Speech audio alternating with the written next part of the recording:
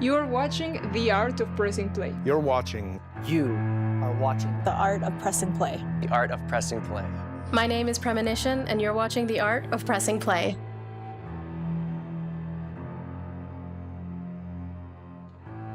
In the last episode, we looked into the different performance styles that artists have and looked behind the curtain at how they prepare for their live sets. Today, we're going to talk all about creativity, the lasting impression artists wish to leave, and get some words of wisdom. Thanks for watching.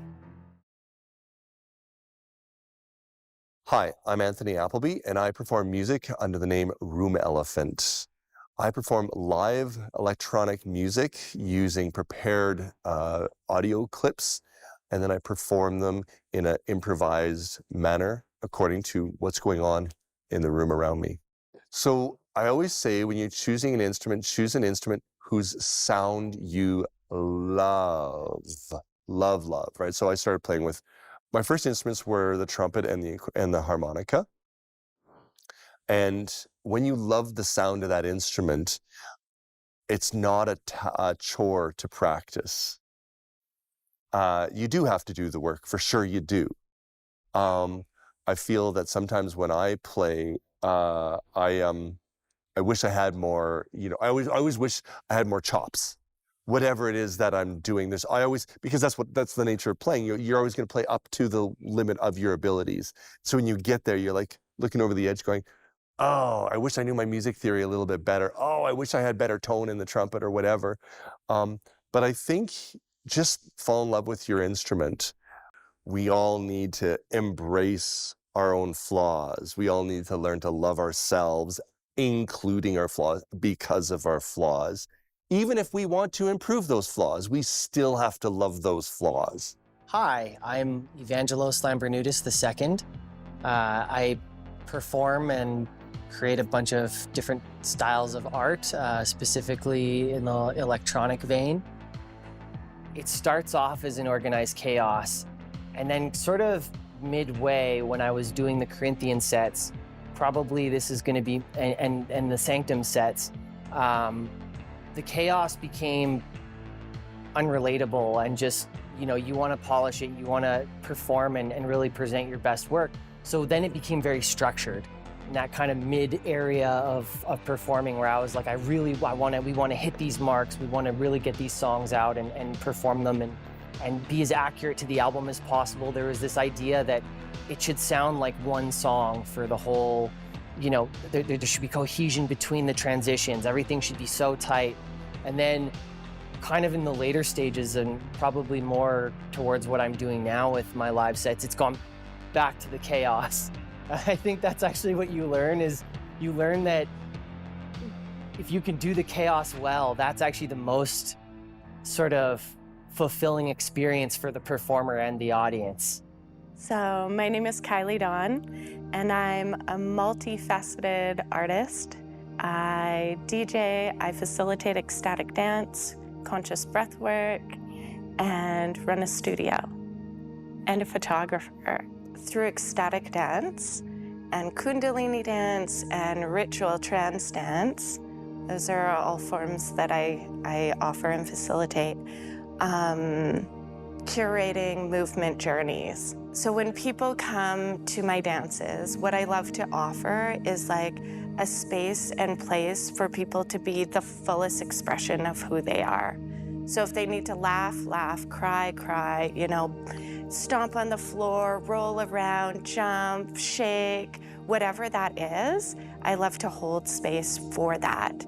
And so when people come to, whether it's a DJ set of mine or ecstatic dance or dance temple, I curate the music to go in waves to allow people to explore different aspects of themselves, to fully immerse myself into an experience.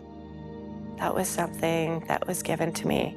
It's like, okay, if you're really interested in that, like, go experience it. Go experience the masters of their crafts. Dive in fully. Go support the artists that are doing the work. I'm Shireen Kubber. I work as an editor at The Gauntlet, the University of Calgary's independent newspaper. And kind of as a result of that, I've been very, very much involved in a lot of different things in Calgary.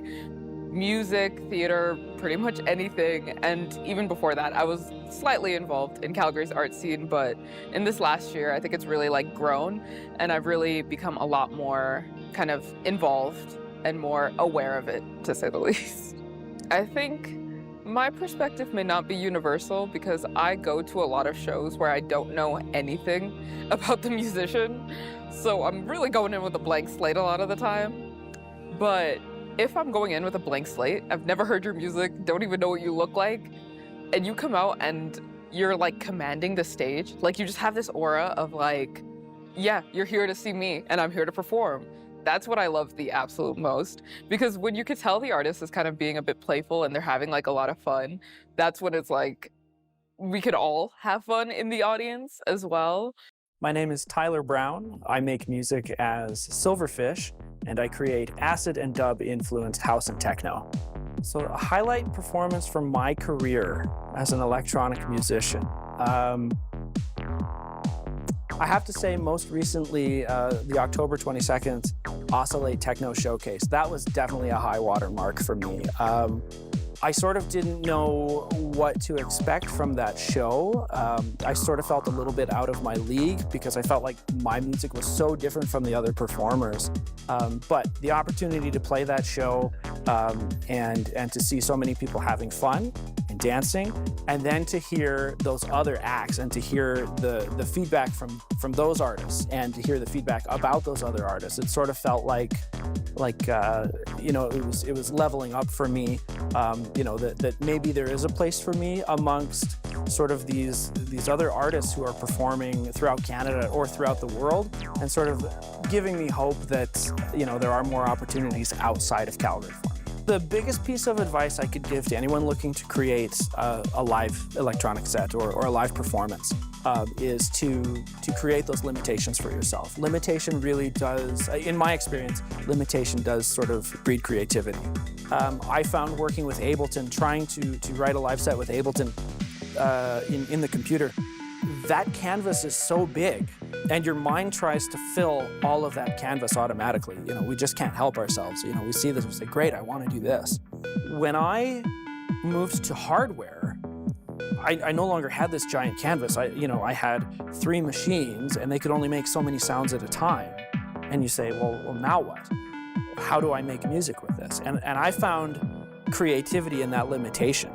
And so I think if you can narrow your scope and say, okay, well, I know I only need 1 bass synthesizer, I only need 1 lead synthesizer, and 1 drum machine.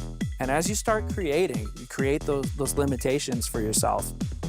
And maybe you'll get to a point where you say, okay, I have this really great idea. I really need to exceed my limitation. That's fine. I think that's great. And that's probably where you know you're going the right direction, where you're saying, okay, let's do that. But limitation would be the big thing. Hi, my name is Justin James. I'm an electronic music musician and DJ, and I have been for 15, 20 years, something like that. I'm not exactly sure. But I run a record label called Refused, and I've been affiliated with some strong Canadian artists like Richie Houghton and international artists like Dubfire and a number of others. But having Richie Houghton as a mentor and his partner John Aquaviva way back in the day were super integral in me getting into electronic music and starting with DJing, getting into writing music, and now performing live music. Make sure it sounds good, you know, and make sure it's true to what you are as an artist, you know, instead of just tinkering and hoping. You know, I think it's got to sound right, and it has to sound like what you want to present, right? So I see a lot of times people will say, well, I'm playing live, you know, that's, you know, but not take any onus on hey, this has to be, and I guess it doesn't have to, but I think it should fall within some generic expectations of what techno is, what breakbeat, what jungle is, whatever, or it transcends those generic expectations, But I just think you have to, number one, understand your equipment and understand and I always say this about music production. You have to understand the expectations of the genre. There are certain elements that are associated with a certain genre of music, whether it's house music, whether it's techno, whether it's breaks, whether it's jungle, whether it's trance or whatever. What makes those genres, or they have generic expectations, whether it's, what drums they use, what tempo they're written at, how long, what happens inside a breakdown in trance or something like that, and then the trick is to kind of know what those expectations are and then break away from them a little bit, and kind of make it yours. And I think it's the same with playing live, which, and again, you could transcend genres, you can do whatever you like, but it could be super noisy, it could be super industrial. But I would say just going into it with an idea of what you want to present. It's therapy. Like, it's always been therapy to me, and part of my mental health equation is like, yeah, eat well, all the exercise everyone knows, but like, it's like that top of the Maslow's hierarchy of needs. It's like, are you self-actualizing? Are you putting something in the world that is part of you, that is fitting into what other people are putting in the world, that is making our society what it is, as diverse, as rich as it could be, right? So I like being part of that equation, and it really gives me a sort of sense of satisfaction. Dara Nistara, Siza Calum Simeon Ata, Sinase Kucha from Tsuut'ina Nation. My name is Calum Simeon. I'm from Tsuut'ina Nation. I am part Dene, part Cree. I'm also the talent director for Drumbeat Entertainment here in Calgary, Alberta, located in Treaty 7 lands. I am a DJ of 31 years and would love to play for another 31 more. For the advice to the artists, everything takes time. Everything is going to take one solid year journey. From the moment you've got that idea and you started that plan, it's going to take one full year for that to come to fruition, to see what you've done and how far you've come. In that time, yeah, you're going to get frustrated. You might not want to continue on, but persevere, because in that year, at the end of that year, that's when you've seen your marker. Now, for an artist, for a producer, for a writer, for a sculptor, for anyone in their journey, it's going to take a year. But for a wide scale thing, for the bigger picture of what we're looking at, 5 years is the perfect time. And I think in 5 years, hopefully sooner, but I think in 5 years, we're going to see it. Advice I would have for DJs getting into it at this time, that's a long list. First off, know your music. Really, know your music. Learning your music is gonna help you learn and grow as an artist, because you're learning your music to be able to mix and play to a crowd. So knowing your music, all of it, it doesn't matter if you're sick of listening to one song over and over 100 times. That's gonna teach you where every drum starts, where every bass line starts, where every organ starts, where every guitar, every vocal, every snare, every element of that song, you'll learn where it's at and how it progresses, which is gonna help you while you're performing, while you're mixing your songs together. 2, practice, practice, practice, practice. And once you think you've done it and you've got it down, practice some more.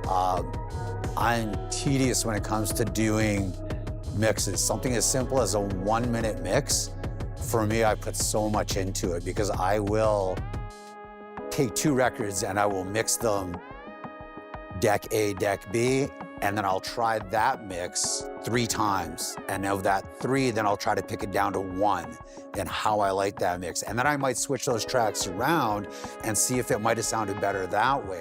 And then see myself personally how I can breathe a new soul, a new life into that mix. Because anybody can take 2 records and mix them together. That's not a problem. You got equipment and technology that'll do that for you, but it's what you do with that mix, what you do inside of that minute to 2 minutes. Don't be a perfectionist about it. You just build your confidence on it and feel confident in what you're doing and how you're gonna deliver it. 3, believe in yourself, no matter what. It doesn't matter what anybody says, no matter what anybody thinks. Whether you're staying on top of your social media and flooding your feeds with promotion for your shows, it doesn't matter if people get sick of it. It's like fishing. You're casting that rod out for a new bite every time.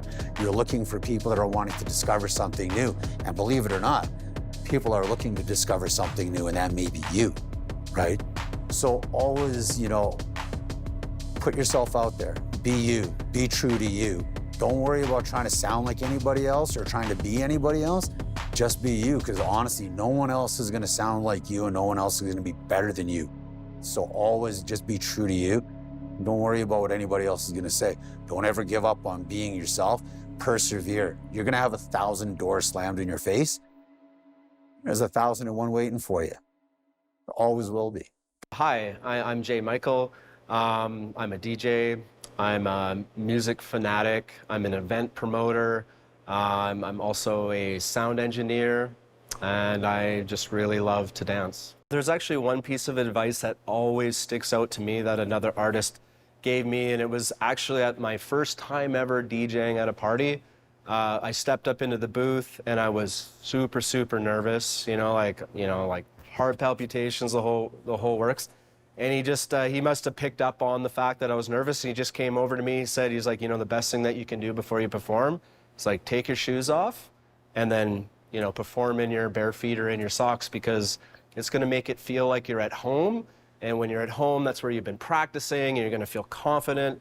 And you can just visualize that in your mind. And he's like, it'll make you relaxed, and you'll perform better than you would have if you didn't take off your shoes. And so, yeah, I'm in a habit of it. I always try to take my shoes off before I perform. So. Hi, my name is Aile Saga, and I am an independent artist, music producer, and content creator. I wanted to produce my own music, so I went to audio school, and my goal was to learn, how to record myself, but like the old school way.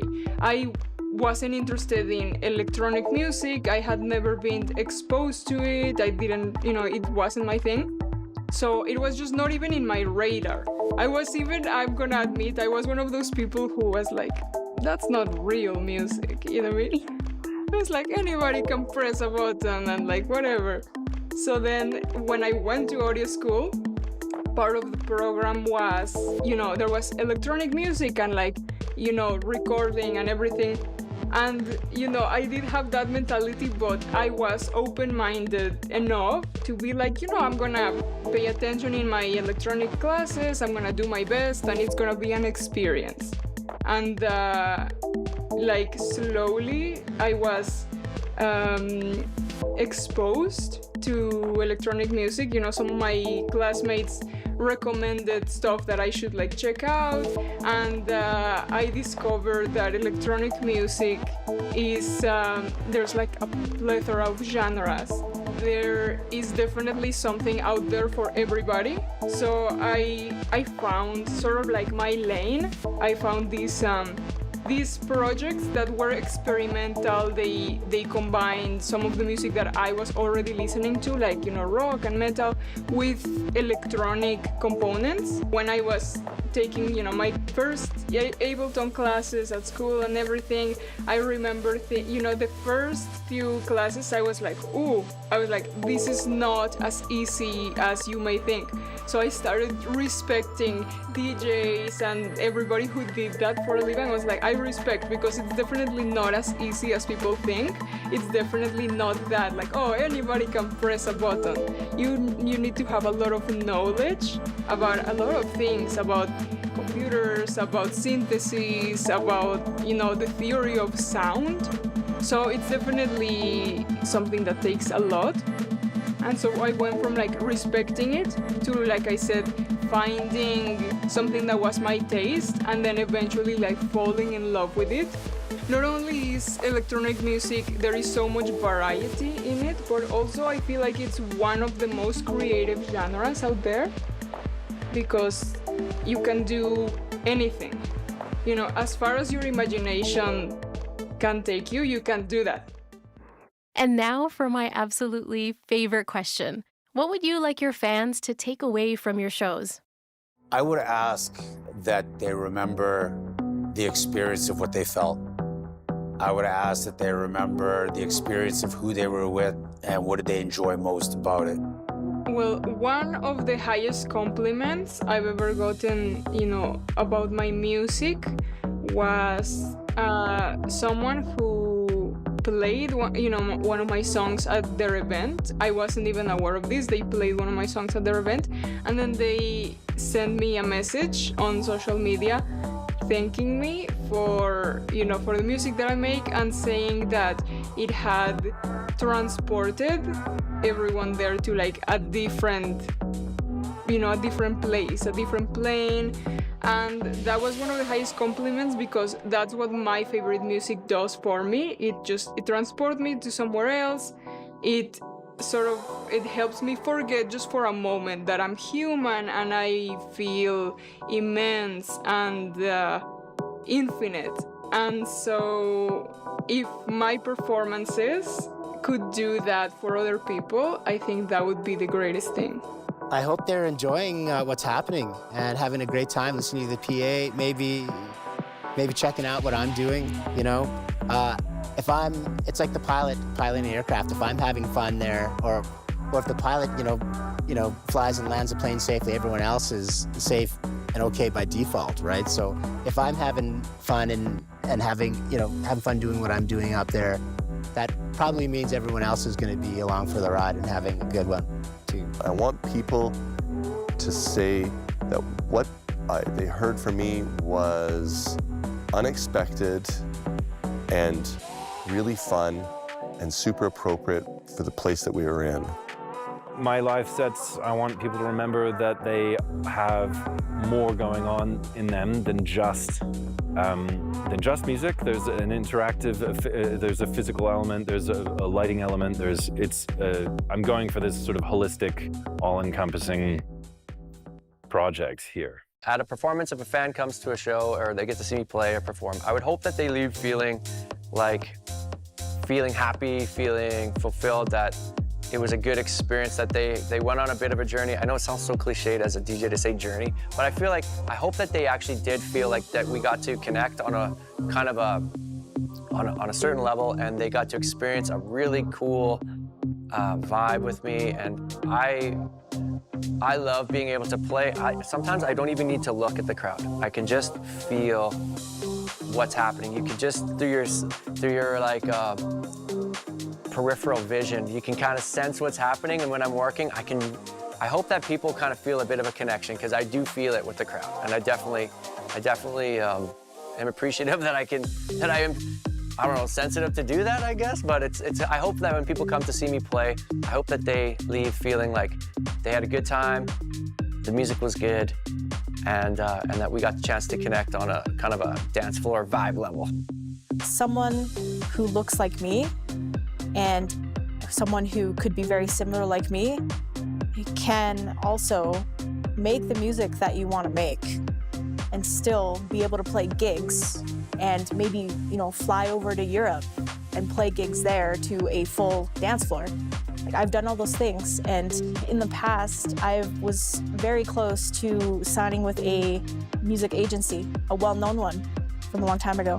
And they told me that they didn't want to pull the trigger because I wasn't marketable, just with the image. And I was not that person. I'm a queer DJ producer. That is not something, look, now it's a little more accepted, but back then it was not. And we've come actually quite a long way, but if for any other aspiring producer or DJ out there that maybe may look like me or maybe can connect to me in some way that's not the norm or the comfortable area of things, you can still do it. You can still perform if you want to perform, or to make the kind of music you want to make and still be able to see something in return. So I think from that aspect, that's what I hope people could see. When I played at Badlands this year, everybody said that I had this huge smile and I always look like I'm having a lot of fun up there. And I think if when you're doing something, if you're not having fun, then I don't think you should be doing it. It should bring you happiness. It should make you smile. You should be having a great time up there, putting your art out there for other people to take in.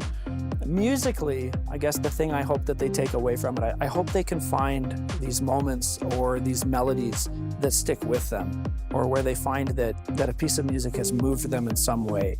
And I've always loved those moments, whether it's performing or listening to a piece of music, where there's sometimes this amazing transcendent moment where you say, oh my gosh, everything has just come together in such a perfect way. And you have the memory of that moment. And so if I can create that for somebody, that would be really special.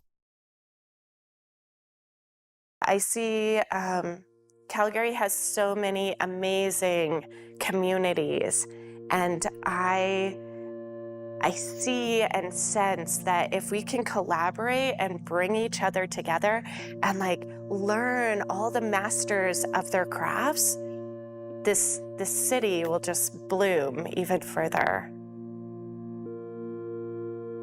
My name is Premanition, and a little bit about me is that I'm a musician, author, electrical engineer, voiceover artist, and director. I was born in Bangladesh and grew up here in Calgary. Music and storytelling is kind of in my blood, and I always look for ways to express these stories that exist in my head. I've been singing for about 15 years, and it's really just a part of who I am now. And my music takes the form of electropop, folk, rock, mid-tempo bass, and whatever really calls to me. Getting to listen to the stories of all the artists that participated in this documentary has been a formative experience for me. It was really cool to just kind of get in behind the scenes, get to know their process, what inspires them, and why they do what they do.